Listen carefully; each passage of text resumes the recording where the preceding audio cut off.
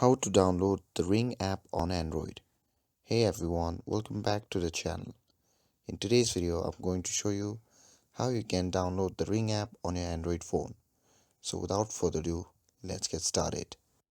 So first thing first, open the Play Store app on your phone. And once you have opened the app, simply tap on the search icon shown in the bottom right corner of the screen. And from here, simply type Ring app on the search bar and simply hit search. And once you have hit the search, simply look for the app named Ring Always Home.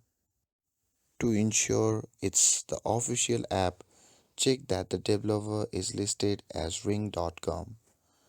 Now tap on the install button to begin downloading. And once you tap on that, your installation will start. And depending on the internet speed, the installation should take only a few minutes. And once the installation is complete, you'll find the Ring app ready to use on your Android phone. And that's how you can easily download the Ring app. And with this, if you found this video helpful, don't forget to like, share and subscribe to get updated for more videos. Thanks for watching and I'll see you in the next video.